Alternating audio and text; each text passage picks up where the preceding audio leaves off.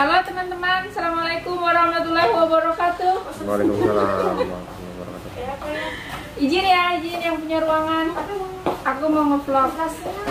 Teman-teman, hari ini aku bertemu dengan Pak Bagus. Pak Bagus, boleh kasih salam? Nah, hari ini dia mau konsultasi tentang perencanaan jenis kelamin anak. Ya, betul. Dia, kamu pengen punya anak apa, Pak Bagus? Perempuan. Cewek.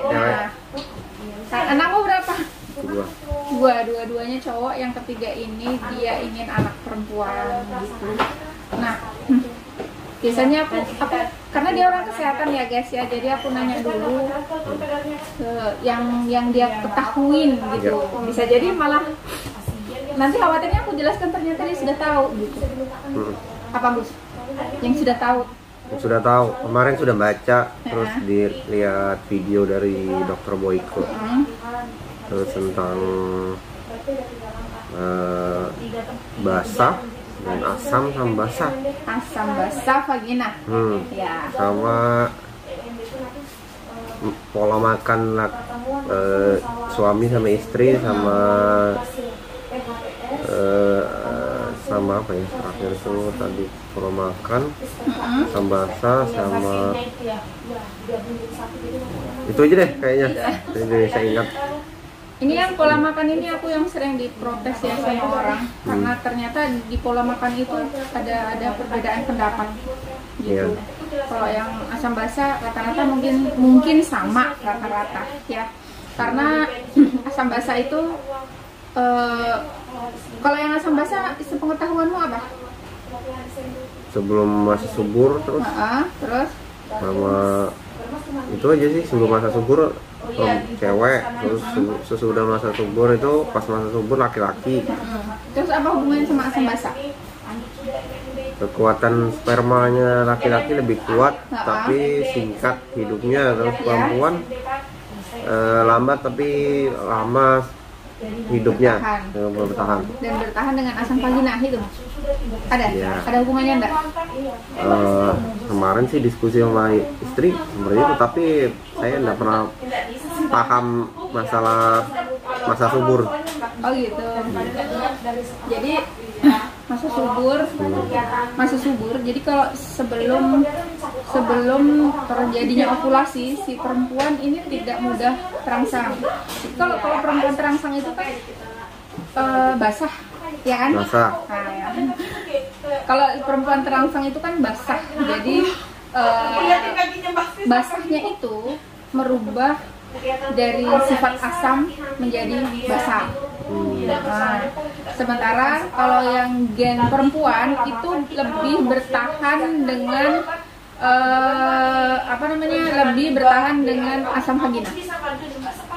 Berarti kalau mau anak perempuan, si istri tidak boleh terangsang, biar asam vaginanya tetap ada.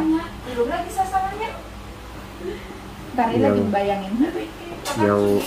Yang tahu masa subur tuh cuma istri saya betul. Ya, tapi itu nggak domain ya. Tapi yang jelas intinya meskipun setelah terjadinya ovulasi, perempuan juga kadang-kadang tidak terangsang, sehingga bisa beresiko bisa kemungkinan besar anak perempuan gitu.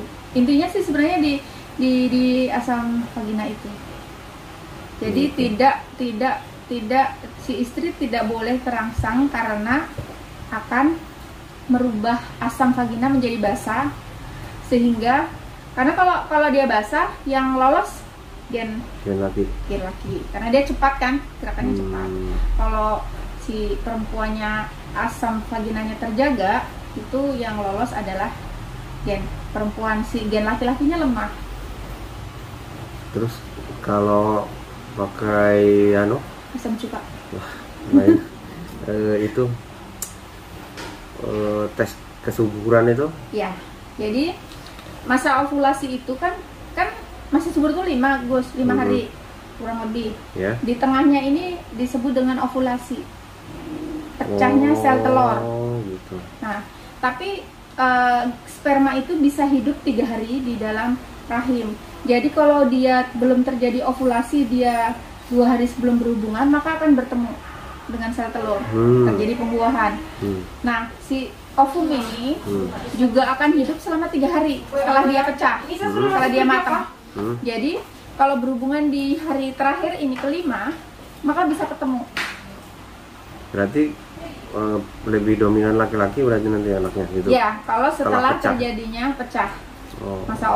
Terjadinya pecahnya sel telur atau masa ovulasi. Kenapa? Karena hormonnya akan meningkat, hormon seksnya itu akan meningkat.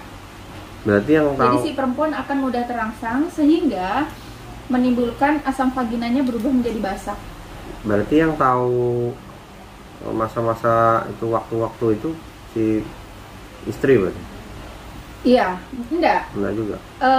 Masa subur itu bisa dihitung dengan cara 3 bulan terakhir harus menstruasinya teratur.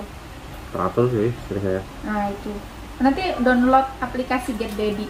Oh, Get Baby. Ah ya. Okay. Nanti ditanyain berapa hari menstruasinya, periode tanggal berapa, dan berapa siklusnya. Nanti akan muncul ini hari kemungkinan anak perempuan dan hari kemungkinan anak laki-laki. Nah, jadi disebut dengan hari kemungkinan anak perempuan sebelum terjadinya masa pecahnya sel telur atau terjadinya ovulasi. Ya. Itu untuk menghitung masa subur. Masa subur. Itu pertama. Terus yang. Tapi masa subur itu bisa kita gunakan stick. Iya. Sudah saya beli. Sudah beli kan? Sudah. Stick, nanti hitung, oh kira-kira ini masa subur nih, oh dipakai stick, oh ini masa subur, oh udah berhubungan, kayak gitu modelnya. Ya, itu metode berarti pas kira-kira misalnya stick, oh masa subur, berarti saya tunda dulu setelah masa subur, atau ya pas masa subur itu berhubungan terus di hari pertama kedua. Masa subur di hari pertama kedua, karena hari ketiga menentukan masa subur hari pertama kedua gitu ya. Iya, itu nanti ngitung di Get Baby. Oh, Get Baby. Ya. Oke. Ya sudah. Karena itu hitungannya setiap orang tidak sama. Oh iya. Itu sudah. Saya bingung Kak. Iya. Nanti download aplikasi sudah gampang sekarang ya. Tapi Gus, dari hitungan yang itu tadi, berdasarkan itu tadi, sebenarnya kalau saya maksudnya banyak mengkonseling orang-orang yang kepingin punya anak perempuan, yang banyak berhasil adalah yang memang benar-benar fokus ke makanan. Makanan? Ya. Oh, itu penting sekali, Mas. Iya, itu kalau menurut aku ya guys, itu di makanan itu sangat penting sekali. Karena makanan itu satu bisa membuat sel sperma yang dihasilkan oleh suami itu dominan perempuan atau laki-laki. Ya, kalau dia dominannya nanti perempuan, berarti yang mungkin akan lolos nanti perempuan. Ya. Terus bagi seorang perempuan, makanannya itu juga mempengaruhi gairah seksualnya dia. Jadi meskipun masa subur atau setelah terjadinya ovulasi, kalau gairah seksualnya dia tidak meningkat, maka kemungkinan besar yang lolos adalah perempuan. Gitu. Kalau gairah seks perempuan si istri meningkat, berarti dominan perempuan, laki-laki. Oh, laki-laki. Ya. Nah, ada makanan nih yang memang membuat si perempuan tidak mudah terangsang. Ada juga makanan yang membuat perempuan itu sangat mudah terangsang. Gitu. Iya. Ya. Berarti si ibu harus makan daging gitu kah? Itu kalau anak laki-laki. Jadi si ibu sama si suami, kalau aku selama ini konselingnya adalah si suami istri harus makan makanan yang tinggi magnesium sama kalsium. Nanti bisa cek di Google. Misalnya nih kepengen tempe cek Google. Oh, kalsiumnya tinggi, oh magnesiumnya tinggi. Makan ya. Tapi memang ada beberapa makanan yang ternyata tinggi kalsium, tinggi magnesium, tinggi kalori. Kan kalau mau anak laki-laki tinggi kalori, tinggi protein, tinggi kalium, tinggi kalori, tinggi protein, tinggi kalium. Nah itu ternyata 5-5-nya ini ada. Ya boleh, tapi mungkin hanya dibatasi, terbatas gitu ya. Kalau anak perempuan makanannya harus apa dong? tinggi kalsium sama magnesium berarti apa ya. ya? Itu ada banyak di buah dan sayur. Oh gitu, jadi ya. saya harus makan buah dan sayur. Jarang ya makan buah dan sayur. Sering sih sayur, buah. Tapi domain enggak, lebih domain ke makanan kayak tinggi protein, tinggi kalori gitu ya, daging-daging. Iya. Biasanya memang kayak gitu. Kalau pasangan suami istri kan domain makanannya sama ya guys ya. Kalau misalnya dia tinggi ini, dia tinggi protein, pasti kemungkinan besar anaknya akan laki-laki. Dan biasanya nih si suami istri gairah seksualnya juga lumayan tinggi kalau makanannya tinggi itu. Protein, kalori sama kalium.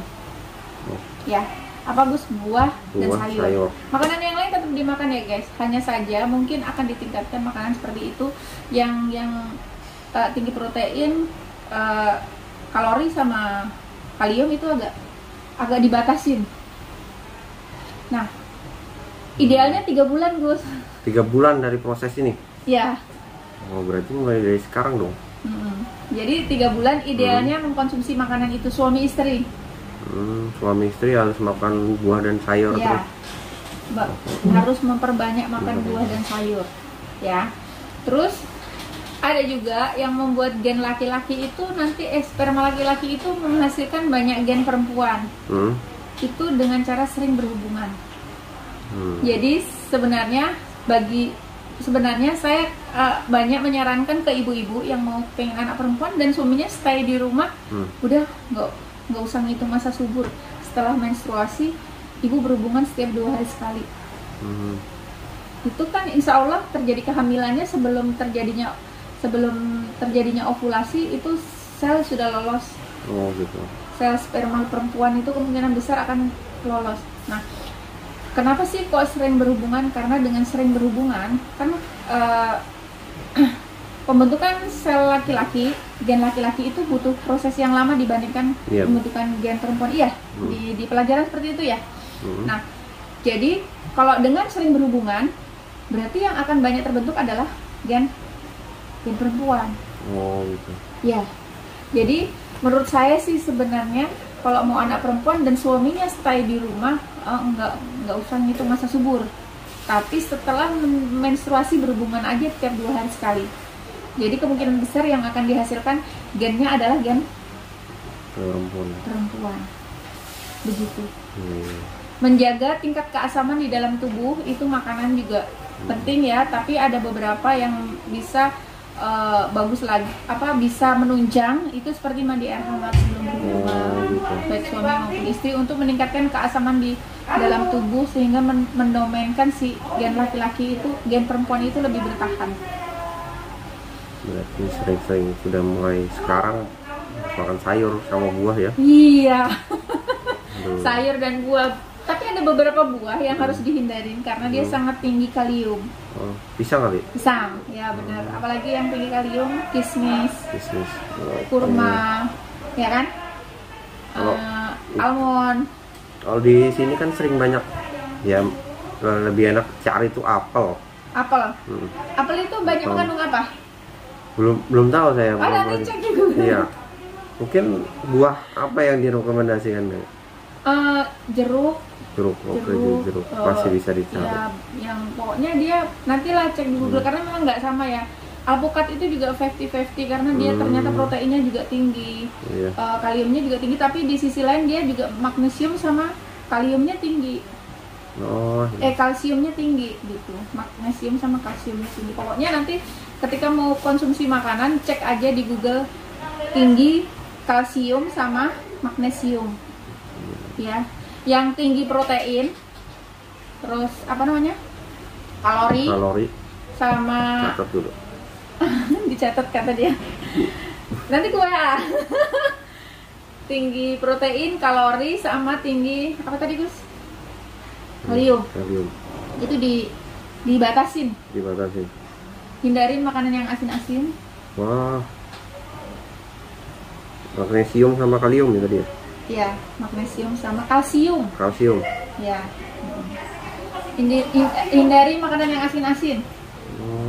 Ya. Nah, sekarang masuk ke tadi tadi ya soal makanan, apa yang untuk laki-laki ya, yang agar gen perempuannya yang dihasilkan di sperma itu lebih dominan gen perempuan, maka makanannya tadi ya, makanan tinggi kalsium sama magnesium. Satu lagi, dengan sering berhubungan ya, dengan sering berhubungan sperma yang dihasilkan akan dominan gen perempuan ya. Terus tadi soal makanan, terus si perempuan kalau bisa jangan terangsang. Nah, menyangkut pola seksual ini agar perempuan tidak mudah terangsang, maka kalau berhubungan sebaiknya tidak pakai pemanasan.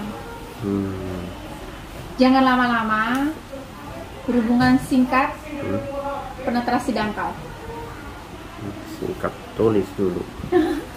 Berhubungan singkat, penetrasi dangkal. Artinya dan penetrasi dangkal yang paling bagus itu adalah posisi perempuan di atas. Oh gitu. Ya, karena kan dia posisi perempuan di atas tuh. Jadi semprotannya sperma itu membuat si sel gen laki-laki tidak mudah masuk ke ini rahim. Iya.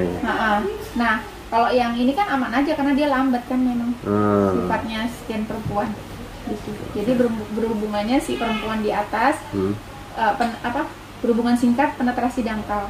Jadi nggak usah pakai acara si istri tidak usah pakai acara klimak segala. Pokoknya masuk dan keluar. Oh ini yang agak sifatnya. susah. Loh kok susah sih? Oh ini yang agak susah. Ya memang sebagian yang punya anak laki-laki yang besar kemarin itu banyak keluhannya di situ. Saya nggak bisa Bu kalau nggak terangsang katanya dia kayak gitu. Bahkan kemarin yang Bu Fitri yang di toko ATK 38 itu pas sudah aku suruh terapkan Bu, saya ragu kenapa, karena bapaknya itu nggak mau kalau saya nggak terangsang gitu. Jadi ya ikhtiar lagi Mbak, pokoknya berhubungan singkat aja, bilang kayak gitu. Tergantung lagi si perempuannya juga. Ada loh yang perempuan tuh kesenggol aja, dilirik aja terangsang, itu kan ada juga ya kan.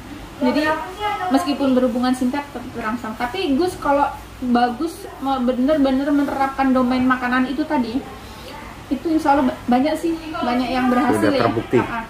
Ini kan aku ngelayanin online, jadi alhamdulillah ya banyak ya. Itu Bu Fitri orang 38 sana, ada orang 45 gitu.